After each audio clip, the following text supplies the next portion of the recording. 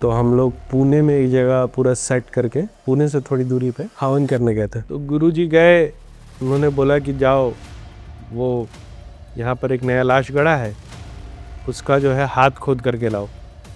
लेकिन उनको घेर लिया मुसलमानों ने, क्योंकि उन्हीं का वो कब्रिस्तान था। ये चेला डरा हुआ है, वो बोल रहे नहीं तुम दिखाओ, तुम लोगों ने अभी कब्र से जो है हाथ काटा है। तो महादेव को कोई शिव के साथ एसोसिएट कर ले या नारायण के साथ एसोसिएट कर ले, महादेव महादेव है। अब जब आगे आप पुराणों को पढ़ेंगे तो आपको समझ में आएगा कि सारे सनातन धर्म क्या बोलता है, अहम ब्रह्मास्मि, जो मैं हूँ वो तुम हो। ब्रह्मा जी को एक बहुत महान उपाधि दी गई कि जो भी बने वो वही दे, ये बहुत सबसे बड़ा काम था उनका, ठीक है।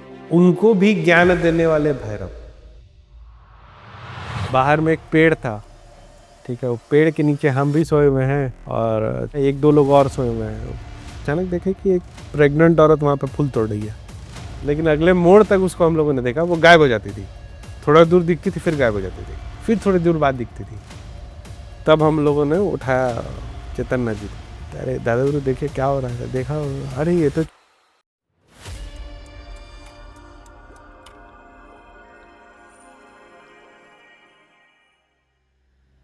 तो हम लोग पुणे में एक जगह पूरा सेट करके पुणे से थोड़ी दूरी पे हवन करने गए थे। तो गुरुजी गए, उन्होंने बोला कि जाओ वो यहाँ पर एक नया लाश गड़ा है, उसका जो है हाथ खोद करके लाओ।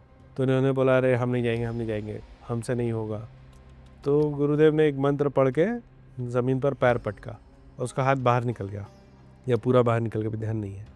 तो उससे फिर हाथ काटा, उसका झोले में डाला। ये दोनों चल दिए, गुरु चले अब साधना करने के लिए। लेकिन उनको घेर लिया मुसलमानों ने, क्योंकि उन्हीं का वो कब्रिस्तान था। अब बोले कि झोला में दिखाओ क्या है। अब चेला बोला कि आज तो लिंचिंग हो गया हमारा, मॉब लिंचिंग, क्योंकि इसमें तो हाथ है। गुरु बोल रहे हैं कुछ नहीं, हम लोग गए थे, क्या कहते हैं, नदी में मछली मार के लाए। ये चेला डरा हुआ है, वो बोल रहे नहीं तुम दिखाओ, तुम लोगों ने अभी कब्र से जो है हाथ काटा है, तुम दिखाओ उसको। ये बोल रहे नहीं ऐसा कुछ नहीं हुआ है। उनका झोला छीनने लगे तो गुरुजी ने बोला कि फेंक दो उस झोले को झाड़ी में। तो उन्होंने फेंक दिया झाड़ी में, मनाया कि नहीं मिले, लेकिन उन लोगों ने खोज के निकाल लिया। अब चेला साहब समझ गए कि अब तो लिंचिंग जो है तय है, क्योंकि अब उसमें हाथ निकल जाएगा, ये छोड़ेंगे नहीं। लेकिन जब उस झोले को निकाला तो उससे निकला मछली। बाद में इन लोगों ने उस मछली को बना के खाया। तो ये हमारे गुरुजी की कहानी है। चैतन्यनाथ जी की वो कहानी हम सुनाते हैं ना, हम कपालनाथ जी लोग सब क्या कहते हैं, शमशान से हवन करके लौटे रात में 4 बजे। कपालनाथ जी फर्स्ट क्लास अपना घर बंद करके सो गए। और हम लोग जो है, बाहर में एक पेड़ था, ठीक है, वो पेड़ के नीचे हम भी सोए हुए हैं और चैतन्यनाथ जी सोए हुए हैं, एक दो लोग और सोए हुए हैं, कालूनाथ जी भी सोए हुए थे। तो हम लोग बैठे हुए क्या करेंगे, अब सुबह होगा तब जाएंगे। उस समय तो इतना लाइट उट का हिसाब नहीं था, डरावना एरिया था वो। तो सामने मैदान के बीच में ना एक फूल का पेड़ था। अचानक देखे कि एक प्रेग्नेंट औरत वहाँ पे फूल तोड़ रही है।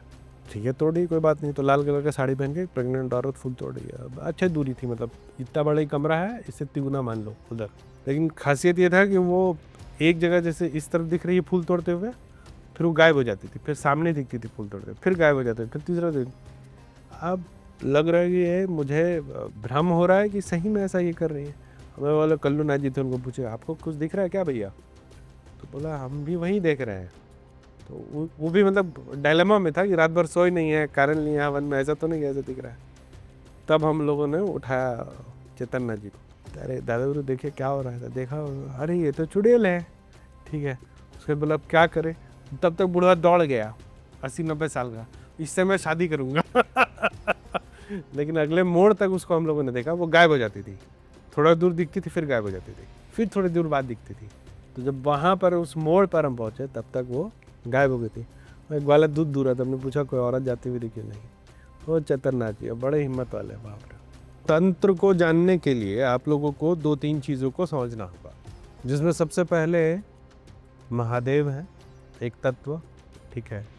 दूसरा तत्व है भगवती, तीसरा तत्व है भैरव, और 10 महाविद्या, ठीक है। इन सब के मिश्रण से तंत्र को समझा जा सकता है।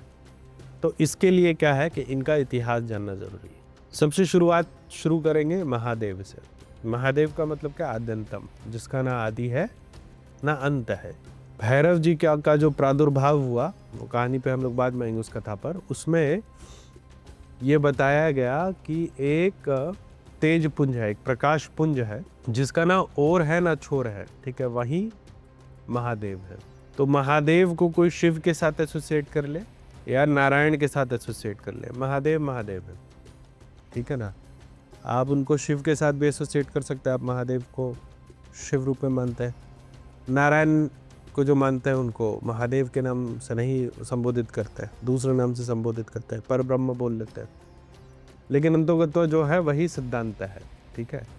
तो पूरा जो पृथ्वी है, पूरा जो ब्रह्मांड है और जितना भी अनंत ब्रह्मांड है, उस महादेव के अंदर ही है, उस महादेव से ही सब कुछ निकला हुआ है, उनके बाहर कुछ नहीं है।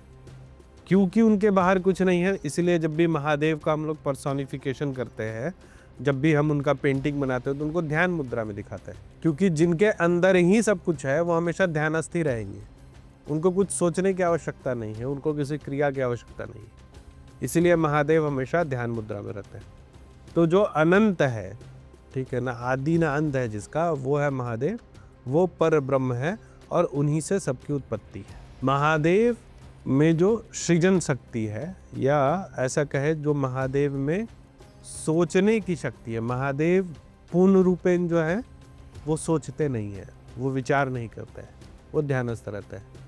लेकिन महादेव की एक भाग, एक अंग ऐसा है, महादेव का एक अंग है जो विचारशील है, उसको क्या बोलते हैं, महामाया। तो महामाया जो है विचार देती है और तब ब्रह्मांडों का रचना होता है। तो पर ब्रह्म या महादेव का जो विचार शक्ति है, जो महामाया है, जो माया शक्ति है, उसको हम लोग क्या बोलते हैं, आद्या। तो महादेव और आद्या जो है, इनका कोई कथा नहीं है उत्पत्ति का। जैसे कोई पूछ दे कि महादेव की उत्पत्ति की क्या कथा है, नहीं, महादेव हैं, महादेव थे, महादेव रहेंगे, इनकी कोई कथा नहीं है। आद्या शक्ति का क्या कथा, आद्या शक्ति का कोई कथा नहीं, आद्या शक्ति थी, है और रहेगी, ठीक है। और जब आद्या शक्ति, महादेव आद्या शक्ति का प्रयोग करते हैं, तब फिर ब्रह्मांडों का रचना होता है और अपने ही कणों को महादेव छोड़ देते हैं, जिससे कि अलग अलग तरह की कहानियां चलती हैं। जैसे मेरे जीवन की एक कहानी, तुम्हारे जीवन की एक कहानी, तुम्हारे जीवन की एक कहानी, कोई देवता इंद्र हो गया, उसके जीवन की अलग कहानी, कोई देवता नारायण हो गए, उनका एक अलग कहानी, कोई महेश हो गए, कोई रुद्र हो गए, सब देवताओं के, ब्रह्मा हो गए, सब अपना अपना माया में लिपटे जा रहे हैं और जो है उन कहानियों को चला रहे हैं। और हर बार एक ही कहानी मूलभूत रूप से अलग अलग तरीके से खेली जाती है। हर एक आत्मा को हर एक रोल में है। आज मैं इस शरीर में हूँ, कल दूसरे शरीर में रहूँगा, और तुम जो है कल इस शरीर में आ जाओगे, दूसरे शरीर को छोड़ दोगे।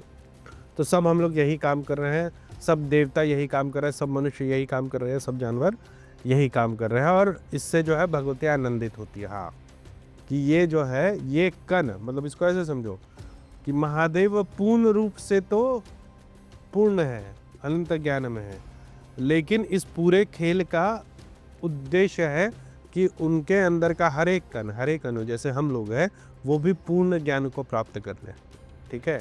और ये जर्नी महादेव से निकल करके, महाशून्य से जैसे निकले हम शून्य हो गए, फिर से महाशून्य बनने का जो पूरा घटनाक्रम है, इसको ही महामाया कहते हैं, इसको जन्म, पुनर्जन्म या फिर कर्मों का खेल कहते हैं। तो ये हो गया आद्या शक्ति की बात और महादेव की बात। अब जब आगे आप पुराणों को पढ़ेंगे तो आपको समझ में आएगा कि सारे देवी देवता इनसे ही निकले हुए हैं, और जो तंत्र में जितने देवी देवता है वो भी इनसे ही निकले हुए हैं, ठीक है।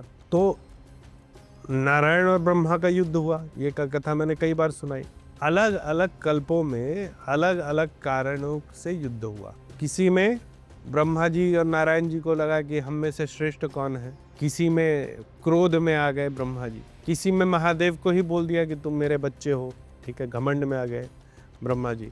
और हर कल्प में ये हुआ कि महादेव का जो दक्षिण मुख है वो प्रकट हो गया। जैसे आप जब नारायण की कथा सुनेंगे तो नारायण की कथा में आपको उनके पिता का नाम मिलेगा, उनकी माता का नाम मिलेगा, राम बन के आए, कृष्ण बन कर आए। जब भी मनुष्य या देवता का स्वरूप उन्होंने लिया तो कोई ना कोई रूप लेकर के आए। महादेव कभी भी जब उत्पन्न होते तो सीधे प्रकट होते। तो जो दक्षिण मुख था महादेव का, वो प्रकट हुआ ब्रह्मा के सामने अलग अलग कल्पों में। तो जब वो लोभ के अधीन हो गए, वो मोह के अधीन हो गए, वो क्रोध के अधीन हो गए, किसी भी अवस्था में जब भी जो क्रिएटर है वो आया, तब भी महादेव ने उनको ठीक किया। भैरवी मुख से क्यों ठीक किया? ईशान मुख भी तो उतर सकते थे ना, सद्योजात भी उतर सकते थे। क्यों भैरव ने ही क्यों ब्रह्मा जी के सर को काटा? भैरव मुख मतलब दक्षिण मुख ने क्यों काटा?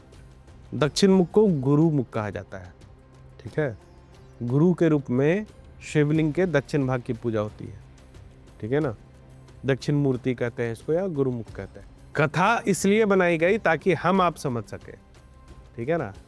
तो दक्षिण मुख मतलब गुरु मुख ने ब्रह्मा जी का जो भी माया से जब वो ग्रसित हो गए, उस माया का अंत कौन कर सकता है?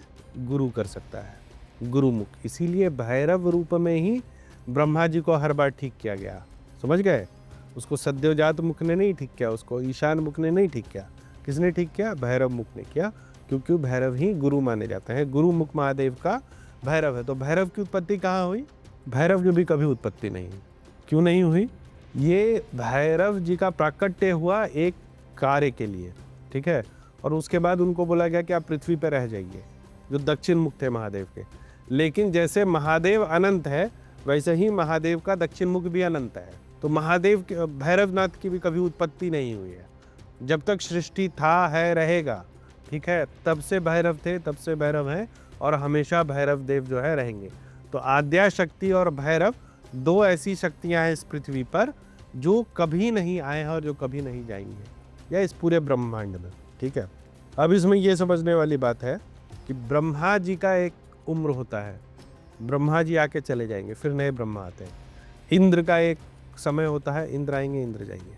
नारायण का एक समय होता है, नारायण आएंगे, नारायण जाएंगे। जब भैरव जी ने जब ब्रह्मा का मिथ्या मुख या क्रोधी मुख को काट दिया, तब महादेव ने उनको बताया कि ऐसा है कि मैंने रुद्र और शिव को पहले ही पृथ्वी पर भेज दिया है। जैसे ब्रह्मा जी के मानस पुत्र हुए, महादेव स्वयं अवतार ले लेते थे, तो शिव को उन्होंने अवतार रूप में भेज दिया था, रुद्र को उन्होंने अवतार रूप में भेज दिया था, और क्या कहते हैं, भैरव जी तीसरे अवतार थे महादेव के जो पृथ्वी पर आए। अवतार मतलब उनका कोई जन्म नहीं हुआ, वो महादेव साक्षात थे। इसीलिए शिव रूप, रुद्र रूप और भैरव नाम, तीन नाम से उनकी जो है पूजा होती है। उसी में उन्होंने फिर आगे बताया कि अरुणाचल में पहला हमारा शिवलिंग होगा। अघोर मत में हम लोग मानते हैं कि पहला जो शिवलिंग था वो पशुपतिनाथ का था, जो कि नेपाल में है ना। तो ऐसे आद्या भगवती कभी नहीं आई, और वैसे ही कभी भी भैरवनाथ जी नहीं आए। तो अब इस पूरे विषय में तंत्र कहाँ से आया? पहला तो ये समझो कि ब्रह्मा जी को एक बहुत महान उपाधि दी गई कि जो भी बने वो वही दे, ये बहुत सबसे बड़ा काम था उनका, ठीक है। उनको भी ज्ञान देने वाले भैरव। तो पहले तो जब ज्ञान चाहिए आपको, तो आपको किसके पास जाना होगा? भैरव के पास।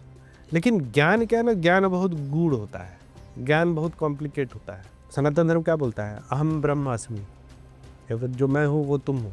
अलग अलग 4 वाक्य है ना, सब में समझाता यही है कि अभी हम लोग ध्यान कर रहे तो क्या बोलते हैं? हंस, जो तुम हो वो हम है, जो हम है वो तुम हो, ठीक है। तो हम लोग मूलभूत रूप से जो है दुर्गम राक्षस होते हैं, समझ गए। हमारे भीतर एक दुर्गम राक्षस होता है, और उसके अंदर हमारे अंदर का सारा ज्ञान जो है वो जकड़ा हुआ है। तो एक कथा हमें बताई गई कि दुर्गम राक्षस का एक किला था, जिसको तोड़ने के लिए महामाया जो है 10 महाविद्या का रूप ली। वो 10 महाविद्या जो है वो हमारे अंदर ही अवतरित होती है। और हम लोग जब तक मूढ़ रहते हैं, धर्मविहीन रहते हैं, अज्ञानी रहते हैं, तो वो दुर्गम राक्षस हमारे भीतर बैठा रहता है, ठीक है।